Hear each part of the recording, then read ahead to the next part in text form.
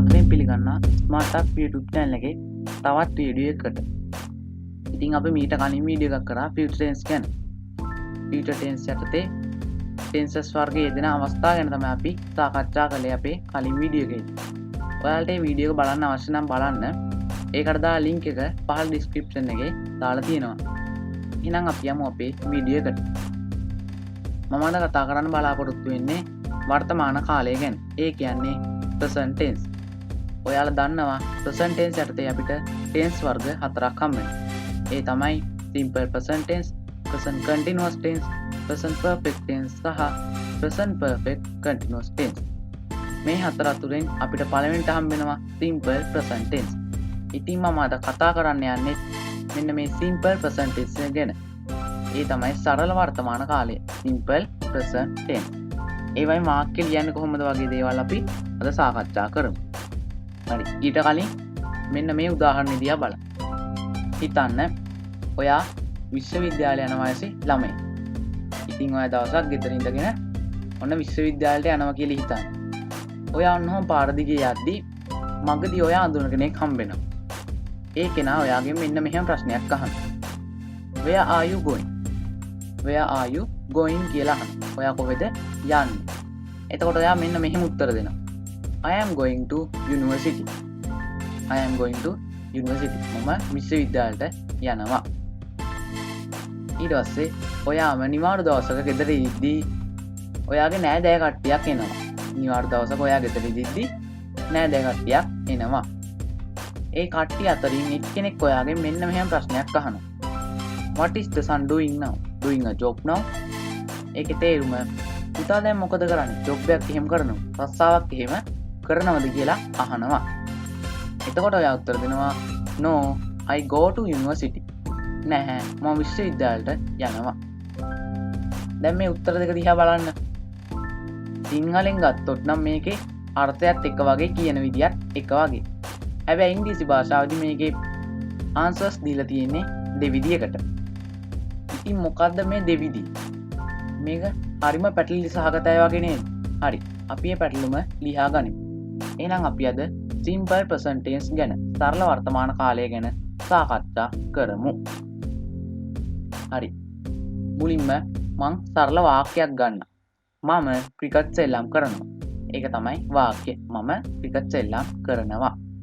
ඉතින් මේ මම ක්‍රිකට් සෙල්ලම් කරනවා කියන වාක්‍ය ඉංග්‍රීසියේ ධාරවත්දී මුලින්ම අපි cut to දාන්න ඕන. cut to කියන්නේ වාක්‍යයක තියෙන ක්‍රියාව සිදු කරන්න. ඉතින් මුලින්ම cut to වල ලියන්න ඕන. මේ වාක්‍යයට අනුව නම් cut to මම. එහෙනම් subject එක මොකද්ද? I. මේ වාක්‍යයට අනුව නම් subject එක I. ඊට පස්සේ වාක්‍යයට අදාළ verb එක දාන්න ඕන. verb එක කියන්නේ ක්‍රියාව. එහෙනම් I කියලා දැම්ම subject එක, verb එක තමයි සෙල්ලම් කරනවා කියන එක. කියනකොට නම් verb එක තමයි play. මේ වාක්‍ය කියන්නේ මම ක්‍රිකට් සෙල්ලම් කරනවා කියන. එහෙනම් I play cricket. I play cricket. I කියන්නේ subject එක, play කියන්නේ verb එක. play cricket දෙකම අපි verb එක විදියට ගන්නවා. I තමයි subject එක, මේ තමයි verb එක. හරි. අපි මේ play කියන verb එක දාලම අපි මෙන්න මෙහෙම උදාහරණයකුත් බලමු. අපිට ඉතින් ඉංග්‍රීසි භාෂාවේදී විවිධ subjects මුණ ගැහෙනවා. ඒ subjects වලට අනුවත් verb එකේ යම් වෙනස් වීම් සිදු වෙනවා. ඔයාලා දන්නවා අපිට subjects කොටස් දෙකක් හම් වෙනවා, singular සහ plural කියලා. ඉතින් මේකේ මේ singular plural කියන විදි දෙක නිසා verb එකේ වෙනසක් සිදු වෙනවා. අපි බලමු මේ මොකක්ද කියලා. දැන් මේක දිහා බැලුවොත් I play, Kasun plays, he plays, they play, she plays, people play, you play, brother plays, we play, and children play. මේ ටික දිහා බැලුවම verb එක හැමතැනදීම එක වගේ නැහැ. දැන් මේ Kasun, he, she, brother කියන subjects එකේ දෙද්දී මේ play කියන එකකට s අකුරක් ඉදලා තියෙනවා. ඒ මොකද කියලා අපි බලමු. simple present tense වල මෙන්න මෙහෙම නීතියක් තියෙනවා. කිසියම් ක්‍රියාවක් ඒක වචන කට්ටු කෙනෙක් එක්ක යෙදුනොත් ඉංග්‍රීසි භාෂාවේදී ඒ ක්‍රියාවකට S අකුරක් යෙදෙනවා. මොකක්ද ආයිත් මතක් කරගමු. කිසියම් ක්‍රියාවක් ඒකවචන කට්ටු කෙනෙක් එක්ක යෙදුනොත් ක්‍රියාවකට S අකුරක් යෙදෙනවා. දැන් මේ දෙවනියට තියෙනවා කසුන් plays. කසුන් කියන්නේ singular subject එකක්. ඉතින් singular subject එකක් එක්ක verb එකක් යෙදුනම මෙන්න මේ විදිහට අගට S අකුර යෙදෙනවා. ඊළඟට මේ he plays, she plays, brother plays වගේ දේවල් වලදී මේ subjects ඇවිල්ලා singular. ඉතින් singular subjects එකේ දෙද්දී verb එකකට S අකුරක් එනවා. he, she, brother කියන්නේ මේ singular subject. ඒක නිසා verb එකකට S අකුරක් ඉදලා තියෙනවා. හැබැයි subject එක බහුවචන වුණාම මෙහෙම S අකුරක් යෙදෙන්නේ නැහැ. දැන් මේ I ඊට පස්සේ I, they, people, you, we, children වගේ දේවල් ඒ subjects ඇවිල්ලා බහුවචනයි. ඉතින් මේ බහුවචන subjects එක්ක verb එකක් යෙදුනම අඟට S අකුරක් යෙදෙන්නේ නැහැ. ඔයාලා දන්න සාමාන්‍ය verb එක විදියටමයි තියන්නේ. තව දෙයක් අපි මෙතනින් මතක තියාගන්න ඕන. මෙතන අපිට subjects දෙකක් හම් වෙනවා I and you. I කියන්නේ මම, you කියන්නේ ඔබ. සිංහලෙන් ගත්තොත් නම් මේ දෙකම ඒකවචන කට්ටු. හැබැයි අපි ඉංග්‍රීසි භාෂාවේදී මේ දෙක සලකන්නේ බහුවචන කට්ටු විදියට. I සහ you බහුවචන කට්ටුන් විදියට තමයි අපි ඉංග්‍රීසි භාෂාවේදී සලකන්නේ. හරි. බලමු මේ වාක්‍ය ටික. පළවෙනි එක I go to tuition. I go to tuition. ඒකේ තේරුම මම ටියුෂන් එකට යනවා. මම පන්තියට යනවා. She goes to tuition. අය ටියුෂන් එකට යනවා. මේ වාක්‍ය දිහා බැලුවම මේ වාක්‍ය දෙකේ වෙනසක් පේනවා. I go, she goes. මම මේ blue color එකෙන් ඔයාලට පෙන්නලා තියෙන්නේ අන්න ඒක. දැන්ටත් ඔයාලා දන්නවා singular subject එකක් එක්ක verb එකක් යෙදුනම අපිට S අකුරක් එනවා. plural ඒවායිදී S අකුරක් යෙදෙන්නේ නැහැ. ඊටත් වඩා මෙතෙන්දී පොඩි වෙනසක් සිදු වෙනවා. මේ පළවෙනි වාක්‍යය දෙවෙනි වාක්‍යය ගත්තම දෙකේම තියෙන්නේ එකම verb එක. ඒ තමයි go. ඉතින් go කියන්නේ යනවා. මෙතන I go කියලා එදිලා තියෙන්නේ මොකද I කියන්නේ plural subject එකක්.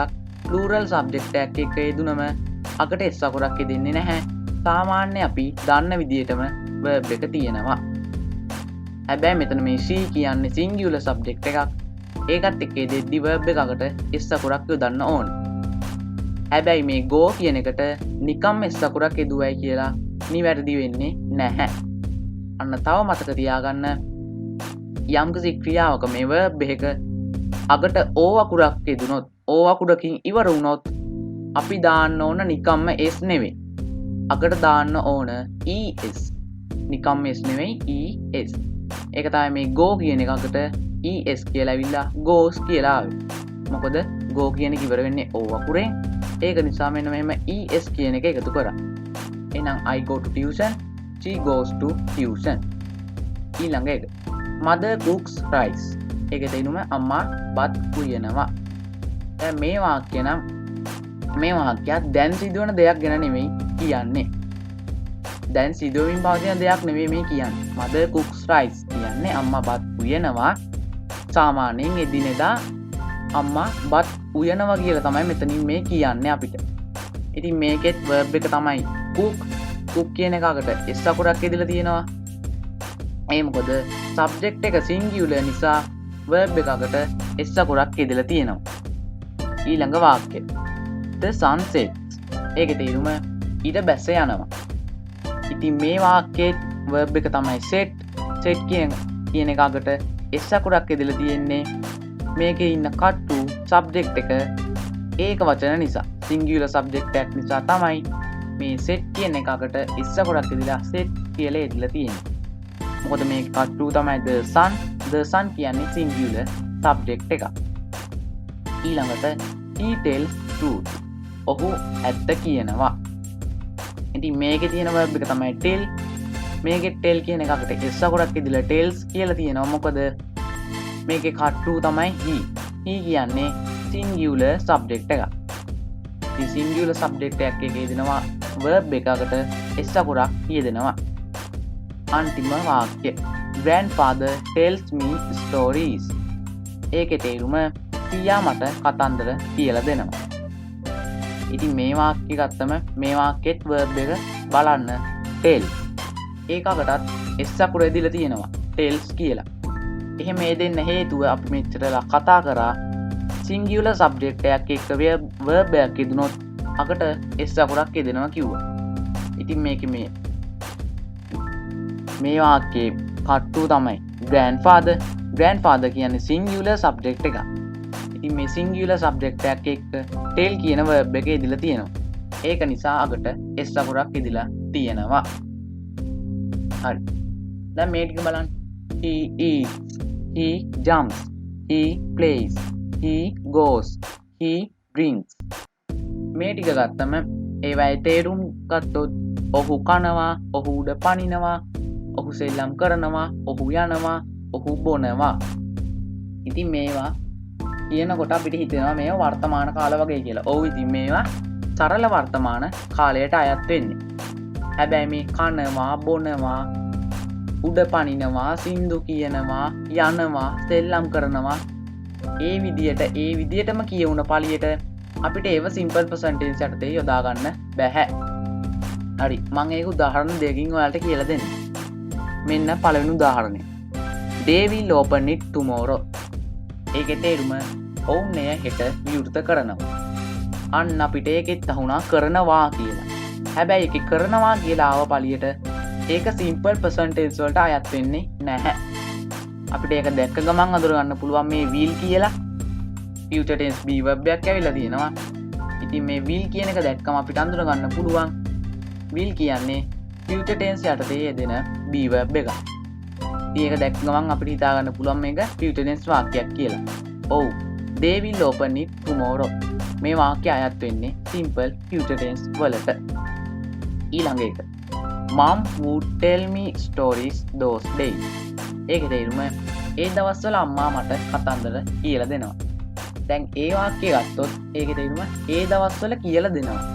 කියලා දෙනවා කියලා කිව්ව පළියට ඒක වර්තමාන කාලයට අයත් වෙන්නේ නැහැ. ඒ දවස්වල කියලා තමයි මේකේ කියන්නේ. ඒ දවස්වල කියන්නේ අතීතයේ සිදුවෙච්ච දෙයක්. පළවෙනි එකකින් කිව්වේ they will open it tomorrow. will කියලා තිබ්බ නිසා කොහොමත් future tense වලට අයත් වෙනවා. ඒ විතරක් නෙමෙයි මෙතන tomorrow කියලා පදයකුත් තියෙනවා. tomorrow කියන්නේ හෙට. ඒකත් future tense වලට අයත් වෙන්නේ. ඉතින් මෙන්න මේ වගේ අවස්ථාවලදී අපිට simple present tense අර්ථය යොදා ගන්න බැහැ. හරි. අපි ඊළඟට කතා කරමු negatives and questions. negatives කියන්නේ නැත යන අර්ථය. questions කියන්නේ ප්‍රශ්නාර්ථය. negative කිසියම් දෙයක් නැහැ කියලා ප්‍රකාශ කරන්නේ නෙගටිව් ෆෝම් එකෙන්. ප්‍රශ්නයක් අහන්න ප්‍රශ්නාර්ථයක් මතු කරන්නේ මෙන්න මේ ක්වෙස්චන් ෆෝම් එකෙන්. හරි. අපි එහෙනම් බලමු මුලින්ම මේ නෙගටිව් ක්වෙස්චන් කියන ෆෝම් දෙකම ගැන කතා කරද්දී අපිට words දෙකක් හම්බ වෙනවා.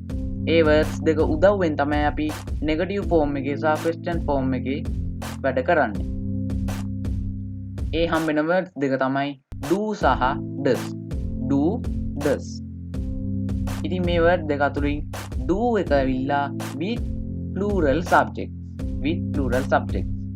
ඒ කියන්නේ බහුවචන කර්තෘන් එක්ක තමයි මේ do කියන word එක යෙදෙන්නේ. ඒ වගේ තමයි මම මේ brackets ඇතුලේ ඔයාලට ලියලා පෙන්නලා තියෙනවා I and you කියලා. ඉතින් ඔයාලට හිතා ගන්න පුළුවන් මම මීට කලින් කියලා දුන්න මේ වීඩියෝ එකේදීම I you කියන subjects දෙකත් ඉංග්‍රීසි භාෂාවේදී බහුවචන විදියට තමයි සලකන්නේ. ඉතින් I you ඇතුළු සියලුම බහුවචන කර්තෘන් එක්ක තමයි මෙන්න මේ do කියන word එක යෙදෙන්නේ. උදාහරණ විදියට they, we, animals, people, dogs, girls, rulers. ඒ තමයි ඔවුන්, අපි, සත්තු, මිනිස්සු, බල්ලෝ, පූසෝ, ගැහැණු ළමයි, පාලකයෝ ඔය වගේ ඕනම බහුවචන කර්තෘන් එක්ක මේ do කියන word එක යෙදෙනවා. I සහ you කියන subjects දෙකත් ඒකට අයිති.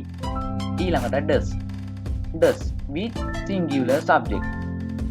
ඒ තමයි මොකද ඒක වචන කට්ටුන් එක තමයි මෙන්න මේ ඩස් කියන වර්ඩ් එකේ දෙන්නේ. උදාහරණ විදියට eat Kalum dog uncle sister politician ඔහු ඇය ඌ එහෙම නැත්නම් අප්‍රාණවාචී දෙයක් කැලුම් කියන්නේ කෙනෙක්ගේ නමක් නාමයක් යොදන්නත් පුළුවන් අපිට මේ ඩස් කියන එකත් එක්ක බල්ලා මාමා සහෝදරිය දේශපාලඥයා වගේ සියලුම සිංගියුලර් සබ්ජෙක්ට්ස් එක්ක මේ ඩස් කියන වර්ඩ් එක යෙදෙනවා. හරි. අපි මුලින්ම බලමු ක්වෙස්චන් ෆෝම් එක ගැන. ඒ තමයි ප්‍රශ්නාර්ථ ප්‍රශ්න හදන විදිය ගැන අපි බලමු. හරි. මම සරල වාක්‍යයක් ගන්නම්. ඔබ ක්‍රිකට් සෙල්ලම් කරනවා. ඔබ ක්‍රිකට් සෙල්ලම් කරනවා. ඒ වාක්‍යය තමයි you play cricket. මෙන්න මෙහෙම වාක්‍යයක් දීලා මේක ක්වෙස්චන් ෆෝම් එකකට හරවන්න කිව්වොත් අපි මුලින්ම කරන්න ඕන මෙන්න මෙහෙම. මුලින්ම ඔයාලා යම් වාක්‍යයක් ක්වෙස්චන් ෆෝම් එකට හරවද්දී ඒ වාක්‍යයේ ඉන්න කට්ටු දිහා හොඳින් බලන්න. මොකද්ද? වාක්‍යයේ ඉන්න කට්ටු දිහා හොඳින් බලන්න ඕන. ඊට පස්සේ ඒ කට්ටු ඒක වචනද බහුවචනද කියලා හඳුනා ගන්න ඕන. මුලින්ම කට්ටු දිහා බැලුවා. ඒක වචනද බහුවචනද කියලා හඳුනා ගන්න ඕන. ඔයාලා කැමති නම් මේ පියවර ටික සටහන් කරගන්න. එතකොට ඔයාලට පුළුවන් ක්වෙස්චන් ෆෝම් ලේසියෙන්ම හදා ගන්න. මුලින්ම ආයිත් මතක් කරගමු. යම් වාක්‍යයක් ක්වෙස්චන් ෆෝම් එකකට හරවද්දි මුලින්ම කට්ටු දිහා බලනවා. ඊට පස්සේ කට්ටු ඒක වචනද බහුවචනද කියලා බලනවා. ඊට පස්සේ ඒක වචන බහුවචන වලට අදාළ do's කියන words දෙකෙන් ගැලපෙන එක යෙදුවා. ඊට පස්සේ දීලා තියෙන වාක්‍ය ඉතුරු ටික එහෙම් පිටින්ම ලිව්වා. අගට ප්‍රශ්නාර්ථය දැම්මා. ඔන්න ඔච්චරයි ක්වෙස්චන් ෆෝම් එකේ කරන්න තියෙන්නේ.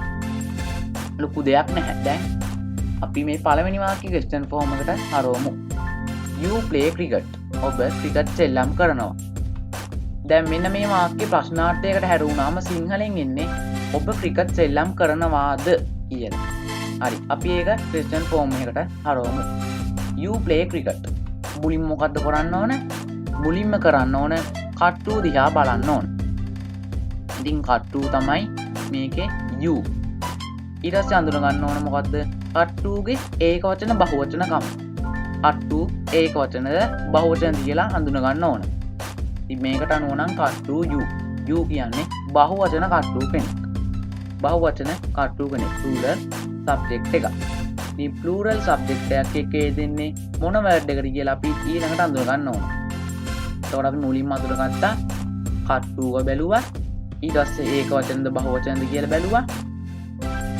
ඉතින් මේක තමයි මේකේ කට්ටු උනා you. ඒක වචනද බහුවචනද කියලා බැලුවා. ඉතින් මේක ඇවිල්ලා plural subject එකක්. ඊට පස්සේ අපි plural subject එකක් නම් යොදන්න ඕන do. plural subject එකක් නම් යොදන්න ඕන do කියන word එක. ඉතින් මුලින්ම කරන්න ඕනේ ඒ අදාළ ගැලපෙන word එක ලියන්න ඕන. ප්‍රශ්න question form වාක්‍ය ලියද්දි මුලින් මේ ගැලපෙන word එක ලියන්න ඕන. එහෙනම් plural subject එකක් තමයි you කියන්නේ. එහෙනම් ඒකට ගැලපෙන්නේ do.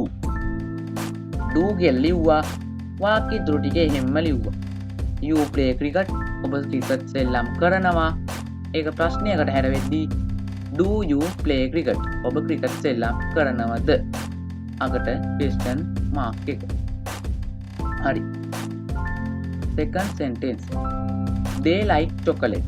ඔවුන් චොක්ලට් වලට කැමති. ඉතින් මේක ප්‍රශ්නාර්ථයකට හැරෙද්දී අර වගේම තමයි කට්ටු දිහා බැලුවා. කට්ටු තමයි මේකේ they. ඊට පස්සේ ඒක වචනද බහුවචනද කියලා හඳුන ගන්න ඕන. මේකේ නම් කට්ටු බහුවචන plural subject එක. ඉතින් ඊට පස්සේ වාක්‍යයේ මුලටම යොදන්න ඕන අපි මොකද්ද? ඒක වචන නම් does, බහුවචන නම් do. ඒක වචන නම් does, බහුවචන නම් do. ඉතින් මේකේ බහුවචන නිසා අපි do කියන word එක යොදන්න ඕන. එහෙනම් do වාක්‍ය තුරු ටික එහෙම ලිව්වා. අකට question mark එක දැම්මා. they like chocolate. ඔවුන් චොක්ලට් වලට කැමති. do they like chocolate? ඔවුන් චොක්ලට් වලට කැමතිද? third sentence. he wants a toy car. හරි. ඉස්සෙල්ල වාක්‍ය දෙකට වැඩිය පුංචි වෙනසක් තියෙනවා. අපි කලිනුත් ඉගෙන ගත්තා මේ want කියන එක අග මං blue color කරලා තියෙනවා S අකුර. ඉතින් අපි S අකුරක් යොදන්න මොකද කියලා ඔයාලා හේතුව දැනටමත් දන්නවා.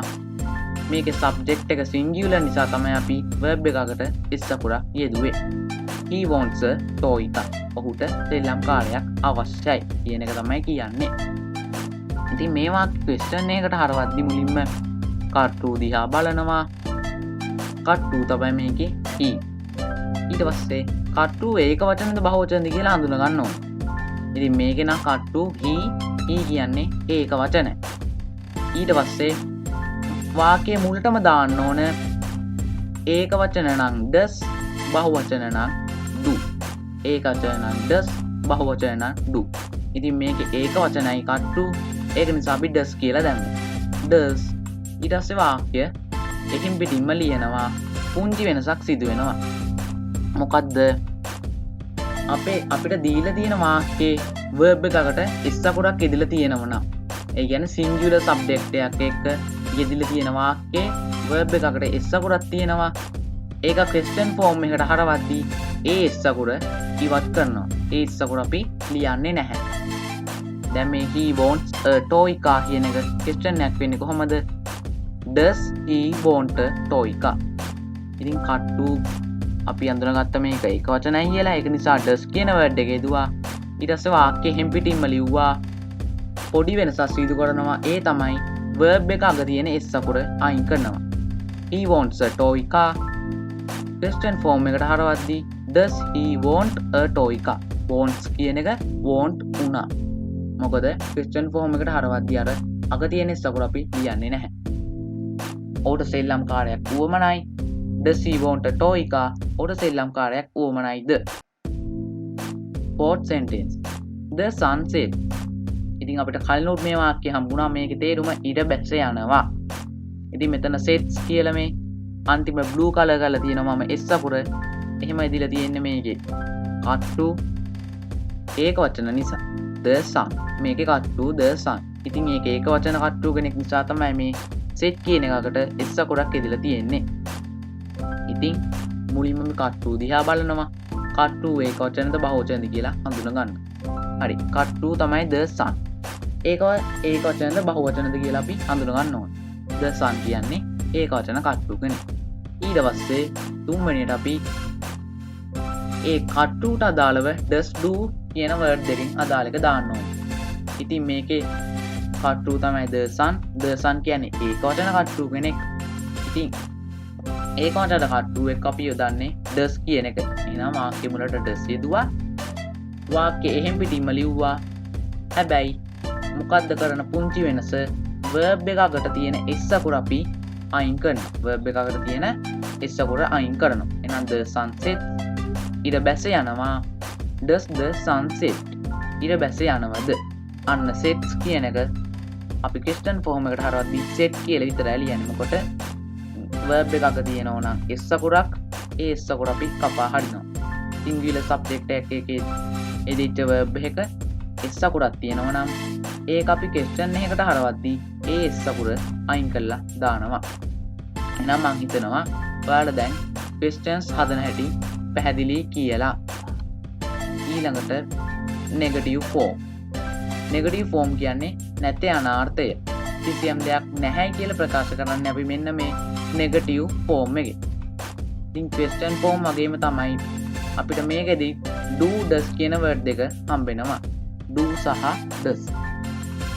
ඉතින් මේ do කියන word එක ඔයාලා දන්නවා with plural subject. I and you කියන word දෙක ඇතුළුව I and you කියන subjects දෙක ඇතුළුව ඔය ඔව් අපි මිනිස්සු සත්තු බල්ලෝ දේශපාලඥයෝ සහෝදරියෝ වගේ ඕනම බහුවචන කට්ටුන් එක්ක මෙන්න මේ do කියන word එක එදෙනවා. ඉතින් මේ does කියන word එක with singular subject. ඒක වචන කට්ටුන් එක්ක තමයි මේ does කියන එක එදෙන්නේ. ඔහු, ඇය, ඌ, බල්ලා, අම්මා, ටීචර්, කැලු වගේ සියලුම ඒක වචන කට්ටුන් එක්ක තමයි මෙන්න මේ does කියන word එක යෙදෙන්නේ. හරි. බලන්න මේ වාක්‍ය ටික. මම එක වාක්‍යයක් ගන්නවා මෙන්න මෙහෙම. පාලකයෝ කම්කරුවන්ට සලකනවා. පාලකයෝ කම්කරුවන්ට සලකනවා. මේ වාක්‍ය ගත්තොත් අපි මුලින්ම මේ වාක්‍ය නෙගටිව් ෆෝම් එකට හරවන්න කොහොමද කියලා බලමු. වාක්‍ය මොකද්ද? වාක්‍ය තමයි පාලකයෝ කම්කරුවන්ට සලකනවා. ඉතින් අපි ක්වෙස්චන් ෆෝම් එකේදී විදියටම තමයි මේකේ නෙගටිව් ෆෝම් එකේදී කරන්න තියෙන්නේ. අපි යම්කිසි වාක්‍යයක් නෙගටිව් ෆෝම් එකට හරවද්දී මෙන්න මෙහෙමයි කරන්නේ. ඔයාලට අවශ්‍ය නම් සටහන් කරගන්න පියවර ලෙස.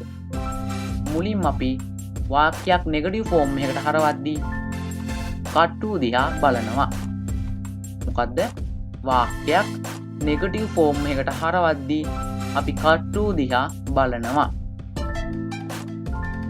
කට්ටු දිහා බලනවා. ඊට පස්සේ ඒ කට්ටු සිංගියුලර්ද ප්ලූරල්ද කියලා හඳුන ගන්නවා. සිංගියුලර්ද ප්ලූරල්ද කියලා හඳුන ගන්නවා. ඊටත් පස්සේ සිංගියුලර් ප්ලූරල් කියන දෙකෙන් අදාළ එකට ගැලපෙන ලෙස අර ඩූඩස් කියන වර්ඩ්ස් දෙකෙන් ගැලපෙන එක දානවා. ආයිත් මතක් කරගන්න. කට්ටු දිහා බැලුවා. ඒක වචනද බහුවචනද කියලා බැලුවා. ඊට පස්සේ ඩූඩස් කියන වර්ඩ් දෙකෙන් අදාළ එක ගැලපෙන එක දැම්මා. පොඩි වෙනසක් සිදු වෙනවා. ඊට පස්සේ මොකද්ද? මේ නෙගටිව් ෆෝම් වාක්‍යනේ ලියන්නේ. ඒක නිසා අපි අලුත් වර්ඩ් එකක් එකතු කරනවා. ඒ තමයි not. ඉතින් ක්වෙස්චන් ෆෝම් ලියද්දී ආවේ පියවර 3යි. මේක ලියද්දී අපිට පියවර 4ක් ආවා. ක්වෙස්චන් ෆෝම් ලියද්දී අපිට පියවර 3ක් ආවා. කට්ටු දිහා බැලුවා. ඒක වචනද බහුවචනද කියලා හඳුනගත්තා. ඊට පස්සේ ඩූඩස් කියන දෙකෙන් ගැලපෙන එක දැම්මා. ඉතින් නෙගටිව් ෆෝම් එකේදීත් මේකමයි. කට්ටු දිහා බැලුවා. ඒක වචනද බහුවචනද කියලා හඳුනගත්තා. ඒක වචන බහුවචනයකට ගැලපෙන විදියට ඩූඩස් දෙකෙන් ගැලපෙන එක දැම්මා. තව එක මේ එකක් එකතු වෙන මොකද්ද? not කියන වර්ඩ් එක අපි එකතු කරන්න ඕන. not කියන වර්ඩ් එක එකතු කරන්න ඕන. ඊට පස්සේ වාක්‍යයේ ඉතුරු ටික එහෙම්ම ලියාගෙන යනවා. හරි. අපි මේ පළවෙනි වාක්‍යය නෙගටිව් ෆෝම් එකට හරවමු. පාලකයෝ කම්කරුවන්ට සලකනවා. ඉතින් මේ වාක්‍ය නෙගටිව් ෆෝම් එකට හැරෙව්වම සිංහලෙන් තේරුම එන්න ඕන කොහොමද? පාලකයෝ කම්කරුවන්ට සලකන්නේ නැහැ කියලා. එහෙනම් අපි එක නෙගටිව් ෆෝම් එකට හරවමු. හරි. පියවර 4 මතකයි. මුලින්ම කට්ටු දිහා බැලුවා.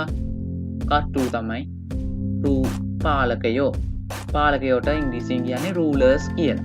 ඉතින් කට්ටු තමයි rulers. ඊට පස්සේ අඳුර ගන්න ඕන කට්ටු ඒක වචනද බහුවචනද කියලා. ඉතින් මේකට අනුව නම් කට්ටු ඇවිල්ලා rulers. rulers කියන්නේ බහුවචන. plural subject එක. ඔන්න අපි කට්ටු හඳුනගත්තා. ඒක වචනද බහුවචනද කියලා හඳුනගත්තා. මේක නම් කට්ටු rulers. rulers කියන්නේ බහුවචන කට්ටු කෙනෙක්. ඊළඟට මොකද්ද? ඩූඩස් දෙකෙන් ගැලපෙන එක දාන්න ඕන. ඉතින් ඔයාලා දැන්ටමත් දන්නවා කට්ටු බහුවචන නම් අපි දාන්නේ මොකද්ද?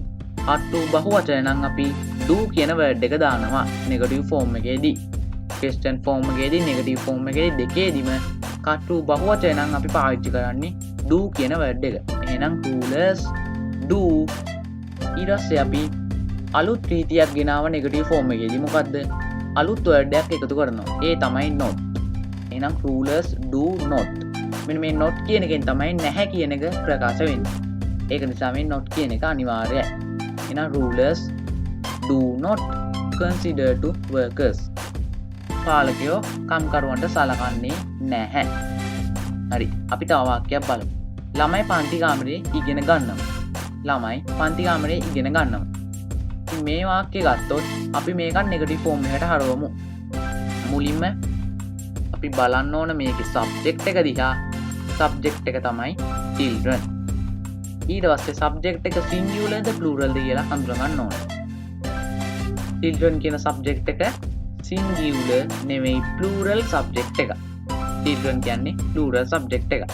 children කියන ප්ලූරල් සබ්ජෙක්ට් එකේ සිංගියුලර් එක තමයි child කියන්නේ. ඉතින් මේ children කියන්නේ මේ වාක්‍යයේ තියෙන සබ්ජෙක්ට් එක. සබ්ජෙක්ට් එක තමයි ප්ලූරල් සබ්ජෙක්ට් එකක් මේ children කියන්නේ. එහෙනම් අපි සබ්ජෙක්ට් එක අඳුනගත්තා. ඒක වචනද බහුවචනද කියලා අඳුනගත්තා. මේක බහුවචන කට්ටු කෙනෙක්. ඊට පස්සේ අදාළ වෙන විදියට ගැලපෙන විදියට ඩූඩස් දෙකෙන් ගැලපෙන එක දාන්න ඕන. ඉතින් මේකට අනුව නම් අපි දාන්න ඕන do කියන වර්ඩ් එක. පළවෙනි එකේ වගේම තමයි බහුවචන කට්ටු කෙනෙක් ඉන්නේ. ඒක නිසා අපි do කියන වර්ඩ් එක මෙතෙන්ට දැම්මා. ඊට පස්සේ දාන්න ඕන අලුත් වර්ඩ් එක. මොකද්ද? not. not not. නෙගටිව් නැති අනාර්ථය ප්‍රකාශ වෙන්නේ මෙන්න මේ not කියන එකෙන් තමයි මේ නැති අනාර්ථය ප්‍රකාශ වෙන්නේ. එහෙනම් children do not. ඉතුරු ටික හැමයි study in the classroom.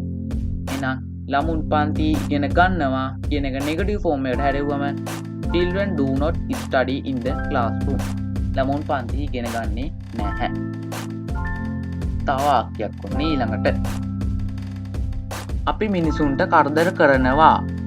මේ වාක්‍යය ගත්තොත් කොහොමද නෙගටිව් ෆෝම් එකට හරවන්නේ? හරි. පියවර 4යි. හොඳට මතක තියාගන්න මේක මහා ලොකු දෙයක් නෙමෙයි. මුලින්ම කට්ටු දිහා බැලුවා. සරලව හිතන්න. මුලින්ම වාක්‍යයේ ඉන්න කට්ටු දිහා බලනවා. ඊට පස්සේ කට්ටු ඒකවචනද බහුවචනද කියලා හඳුනා ගන්නවා. කට්ටු ඒකවචනද බහුවචනද කියලා හඳුනා ගන්නවා. ඊට පස්සේ doodles කියන වර්ඩ් දෙකෙන් ගැලපෙන වර්ඩ් එක දානවා. doodles දෙකෙන් ගැලපෙන එක දානවා. අන්තිමට not කියන වර්ඩ් එක දානවා. ඊට පස්සේ වාක්‍යයේ ඉතුරු ටික එහෙමයි. ඔන්න ඔය සරල දේ තමයි අපිට කරන්න තියෙන්නේ. එහෙනම් මුලින්ම මොකද කරන්න ඕන? කට්ටු දිහා බලන්න ඕන. හරි. මේ වාක්‍යයේ කට්ටු නම් තමයි අපි කියන්නේ we. ඉතින් කට්ටු සිංගියුලර්ද ප්ලූරල්ද කියලා අපි හඳුනා ගන්න ඕන. කට්ටු තමයි we. මේක සිංගියුලර්ද ප්ලූරල්ද කියලා හඳුනා ගන්න ඕන. ඉතින් මේකේ කට්ටුත් පළවෙනි දෙකේ වගේම තමයි ප්ලූරල් කට්ටු කෙනෙක්. ප්ලූරල් සබ්ජෙක්ට් එක. ඉතින් ඊට පස්සේ doodles දෙකෙන් ගැලපෙන එක දාන්න ඕන. ඉතින් plural subject එක නිසා අපි දාන්නේ do කියන word එක. do කියන word එක තමයි අපි යොදන්නේ මොකද subject එක plural නිසා. එහෙනම් we do. ඔන්න අපේ පියවර 3ක් ඉවරයි. හතරවෙනි පියවර තමයි not.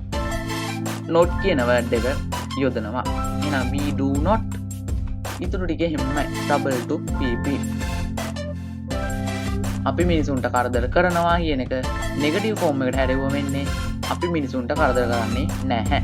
We do not trouble to people. හරි. මම තව වාක්‍යයක් ගන්නවා. මම උදේට මුහුණ සෝදනවා. මම උදේට මුහුණ සෝදනවා. මේ වාක්‍ය අපි කොහොමද නෙගටිව් ෆෝම් එකට හරවන්නේ? කට්ටු දිහා මුලින්ම බැලුවා. කට්ටු මොකද්ද? I. I කියන්නේ මම. එනට මේ I කියනව අපි ඊට පස්සේ මුලින්ම කට්ටු දිහා බැලුවා. කට්ටු තමයි I. ඊට පස්සේ හඳුනා ගන්න ඕන මේක ඒකවචනද බහුවචනද කියලා. කට්ටු ඒකවචනද බහුවචනද කියලා හඳුනා ගන්න ඕන. ඉතින් මේකට අනුව නම් කට්ටු තමයි I කියන්නේ බහුවචන කට්ටු කෙනෙක්. ඊට පස්සේ doodles දෙකෙන් ගැලපෙන එක දැම්මා. doodles දෙකෙන් ගැලපෙන එක දැම්මා. ඉතින් මේකට අනුව නම් අපිට ගැලපෙන්නේ do කියන එක. මොකද මේකේ plural subject එකක් තියෙන නිසා. එහෙනම් I do. අන්තිම පියවර මොකක්ද අපේ? not කියන word එක එකතු කරන්න. I do not wash my face in the morning. ඒ වාක්‍ය ටික එහෙමයි. එහෙනම් මම උදේට මුහුණ සෝදනවා කියන එක නෙගටිව් ෆෝම් එකට හැරෙවුවම එන්නේ මම උදේට මුහුණ සෝදන්නේ නැහැ. I do not wash my face in the morning. හරි. මේ නෙගටිව් ෆෝම් එකේම මේ වාක්‍යෙම ටෙන්ස් එකේ වර්ගය අනුවත් ලියන විදිය වෙනස් වෙනවා. අපි ඒකත් පොඩ්ඩක් බලමු. මම ඊළඟට දීලා තියෙනවා I am not washing my face. මම මුහුණ සෝදමින් නෙවෙයි ඉන්නේ. මම මුහුණ සෝදමින් නෙවෙයි ඉන්නේ. ඉතින් මේ වාක්‍ය නම් අයත් වෙන්නේ present continuous tense වලට. අපි ඒක ඊළඟ වීඩියෝ එකේදී කතා කරමු. ඊළඟ එක I did not wash my face. I did not wash my face. මම මුහුණ සේදුවේ නැහැ. ඒක අයත් වෙන්නේ simple past tense වලට. I have not washed my face. I have not washed my face. ඒක අයත් වෙන්නේ present perfect tense වලට. ඊළඟ එක I will not wash my face. I will not wash my face. ඉතින් මේකේ will කියන එක දැක්කම මම අපිට අඳවන්න පුළුවන් මේක future tense. ඇත්තම ගොඩ මේ වාක්‍යය අයත් වෙන්නේ simple future tense වලට. මම ඉදිරියේදී මම ඉස්සරහ දවසකදී මුහුණ සෝදන්නේ නැහැ කියලා තමයි මේ කියන්නේ. ඒක simple future tense. හරි. අපි දැන් මේ negative question කියන form දෙකම පොඩි උත්සාහයක් කරලා ආයිත් බලමු. මම වාක්‍ය දෙකක් දීලා තිනවා. අපි මේ වාක්‍ය දෙකම නෙගටිව් ෆෝම් එකට සහ ක්වෙස්චන් ෆෝම් එක කියන ෆෝම් දෙකටම හරවමු. මෙන්න මගේ පළවෙනි වාක්‍යය. ඔහු කාර්යයක් පදවනවා. මේ වාක්‍ය නෙගටිව් ෆෝම් එකට හැරෙව්වොත් සිංහලෙන් එන්නේ කොහොමද? සිංහලෙන් එන්නේ ඔහු කාර්යයක් පදවන්නේ නැහැ. ඒක ප්‍රශ්නාර්ථයකට හැරෙව්වොත් සිංහලෙන් එන්නේ ඔහු කාර්යයක් පදවනද? හරි. දැන් ඔහු කාර්යයක් පදවනවා. ඒක ප්‍රශ්නාර්ථයකට හැරෙව්වොත් සිංහලෙන් එන්නේ ඔහු කාර්යයක් පදවනවද? ඉතින් මේ වාක්‍යෙම නෙගටිව් ෆෝම් එකට හැරෙව්වොත් සිංහලෙන් එන්නේ ඔහු කාර්යයක් පදවන්නේ නැහැ. හරි. අපි ඒක බලමු. He drives a car. ඔහු කාර්යයක් පදවනවා. මේ වාක්‍ය question form එකට හරවමු. කොහොමද එතකොට එන්නේ? Does he drive a car? He drives a car කියන එක question form එකට හැරෙද්දි කොහොමද? Does he drive a car? ඒටි මතක් කරගන්න. කට්ටු දිහා බැලුවා. කට්ටු singular නම් does, plural නම් do. singular නම් does, plural නම් do. අදාළ එක දැම්මා. verb එක අග s අකුරක් තියෙනවා නම් s අකුර අයින් කරා. ඉතුරු ටික හැම ලිව්වා. ප්‍රශ්නාර්ථය දැම්මා. අයි මතක් කරගන්න. කට්ටු දිහා බැලුවා. ඊට පස්සේ කට්ටු ඒක වචන නම් does, බහුවචන නම් do. බහුවචන ඒක වචන නම් does, බහුවචන නම් do. අදාළ එක දැම්මා. ඊට පස්සේ ඒක වචන කට්ටු දෙකේදී වාක්‍ය අග s අකුරක් ඉදලා තියෙනවා නම් ඒ s අකුර අයින් කරා. ඉතුරු ටික හැම ලිව්වා. He drives a car. Does he drive a car? ඉතින් මේ වාක්‍යෙම නෙගටිව් ෆෝම් එකට හැරෙද්දි සිංහලෙන් එන්නේ අපි මීට කලිනුත් කිව්වා ඔහු කාර්යයක් පදවන්නේ නැහැ. ඉතින් ඒක ඉංග්‍රීසි වලින් නම් he does not drive a car. He does not drive a car. ඉතින් මතක් කරගන්න මේ නෙගටිව් ෆෝම් එකත් මුලින්ම කට්ටු දිහා බැලුවා. singular නම් does, plural නම් do. singular නම් does, plural නම් do. අදාළ එක දැම්මා. not එක දැම්මා. වාක්‍ය ඉතුරු ටික එහෙම්ම ලිව්වා. වාක්‍ය ඉතුරු ටික එහෙම්ම ලිව්වා. හරි. එහෙනම් අපි එක වාක්‍යයක් එතෙන්දි කතා කරා. අපි තව වාක්‍යයක් කතා කරමු මේ විදිහටම. අම්මා තාත්තා සමග වාද කරනවා. මේ වාක්‍ය ගත්තොත් මේ වාක්‍ය සිංහලෙන් ප්‍රශ්නයක් විදිහට අහද්දි අම්මා තාත්තා සමග වාද කරනවද? ඒ වාක්‍යම නැත්නම් අනාර්ථයෙන් නෙගටිව් ෆෝම් එකෙන් සිංහලෙන් කියද්දි කොහොමද? අම්මා තාත්තා සමග වාද කරන්නේ නැහැ. ඉතින් මේ වාක්‍ය අපි එහෙනම් question form එකට නෙගටිව් ෆෝම් එකට හරවමු. Mother argues with dad. අම්මා තාත්තා සමග වාද කරනවා. මේ වාක්‍ය question form එකට හැරෙවුවම එන්නේ does mother argue with dad? එහෙම ආවේ මොකද? මතක් කරගන්න. අපි ප්‍රශ්නාර්ථයකට හරවද්දි කට්ටු දිහා බැලුවා. කට්ටු ඒක වචන නම් does, බහුවචන නම් do. ඒක වචන නම් does, බහුවචන නම් do. අදාළ එක දැම්මා. ඊට පස්සේ වාක්‍යයෙන් හිම් පිටින් ලියනවා. එක වෙනසක් සිදු වෙනවා. මොකද්ද? singular subject එකක් එකෙදෙද්දී verb එක අවසානයේ s අකුරක් යෙදෙනවා. ඒ s අකුර ප්‍රශ්නාර්ථ ඒ කියන්නේ question form ලියද්දී අයින් වෙනවා. එහෙනම් mother argues with dad කියන එක question form එකක් වෙනවා. does mother argue with dad? ඒකම නෙගටිව් ෆෝම් එකක් වෙන්නේ කොහොමද? එහෙම වුණාම එන උත්තරය තමයි mother does not argue with dad. mother does not argue with dad. ඒක ඉන්නේ කොහොමද? කට්ටු දිහා බැලුවා. කට්ටු ඒක වචන නම් does කියලා දැම්මා. බහුවචන නම් do කියලා දැම්මා. ඒක වචන නම් does කියලා දැම්මා. බහුවචන නම් do කියලා දැම්මා. කට්ටු අඳුනගත්තා. වාක්‍යයේ ඉන්න කට්ටු තමයි අපි නෙගටිව් ෆෝම් වාක්‍යයක මුලින්ම ලියන්න ඕන. අපේ දීලා තියෙන වාක්‍යයේ කට්ටු මුලින්ම ලිව්වා. ඊට පස්සේ do does දෙකෙන් ගැලපෙන එක දැම්මා. ඒ ගැලපෙන එක හොයාගන්නේ කොහොමද? කට්ටුට අනුව. කට්ටු ඒක වචන නම් does, බහුවචන නම් do. ඊට පස්සේ ගැලපෙන එක දැම්මා. not එක දැම්මා. වාක්‍ය ඉතුරු ටික හැම් පිටින්ම ලියාගෙන ගියා. එහෙනම් does mother argue with dad කියන question එක නෙගටිව් එකකට හැරවෙනවා. mother does not argue with dad. අම්මා තාත්තා සමග වාද කරන්නේ නැහැ. හරි. ඊළඟට අපි අද දවසේ අන්තිමට කතා කරන්නේ WH questions. කතා කරමු WH questions. මේ ගැන නම් ඔයාලා දන්නවා වෙන්නත් පුළුවන්. දැකලා ඇති මෙන්න මේ වගේ ඒවා. Where, when, why, how, what, who, whose, whom වගේ WH questions අපි ගොඩක් තැන්වලදී දැකලා තියෙන්න පුළුවන්. where කියන එක පාවිච්චි වෙන්නේ යම් කිසි ස්ථානයක් ගැන අහද්දි, when කියන එක කවදාද වගේ අහද්දි, why කියන එක ඇයි කියලා අහද්දි, how කියන එක එතනවා කොහොමද කියලා අහද්දි, what කියන එක එන්නේ මොකක්ද, කුමක්ද, මොනවද වගේ අහද්දි, who කියන එක යෙදෙනවා කවුද ගැන අහද්දි, whose, whom කියන දෙකත් who කියන එකට සමගාමීව යම් කිසි කෙනෙක් ගැන අහද්දි යෙදෙනවා. හරි. WH question එකක් යොදලා වාක්‍යයක් ලියද්දී පියවර 4ක් යටතේ තමයි ඒක සිදු වෙන්නේ. බලන්නේ පියවර 4 මම දීලා තියෙනවා. අපි මේ වගේ වාක්‍යයක් ලියද්දී මුලින්ම වාක්‍යයට අදාළ WH question එක දානවා. හොඳට මතක තියාගන්න WH question දාලා යම් කිසි වාක්‍යයක් ලියද්දී WH question දැම්මොත් අනිවාර්යෙන් ප්‍රශ්නාර්ථ වාක්‍යයක් තමයි එන්නේ.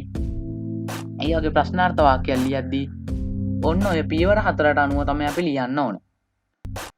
බලමු පියවර 4 මොකක්ද කියලා. පළවෙනි පියවර WH question. අදාළ WH question එක වාක්‍යයේ මුලට යොදනවා. 2 do/does.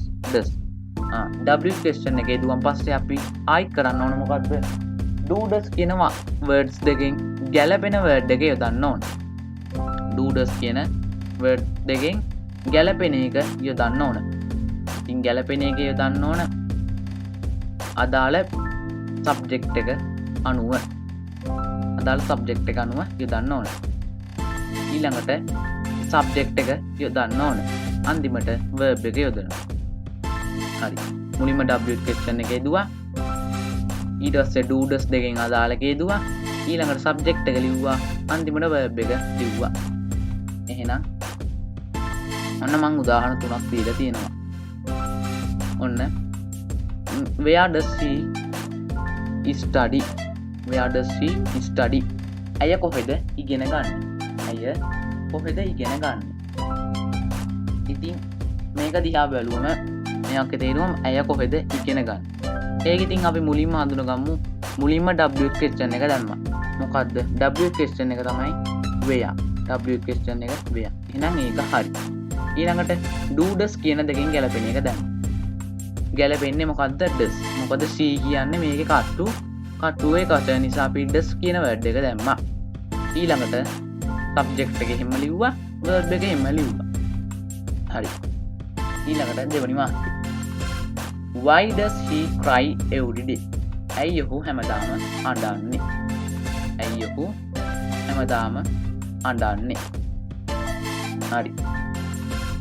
ඒ වාක්‍ය ගත්තොත් මුලින්ම WH question එක දැම්ම why කියලා.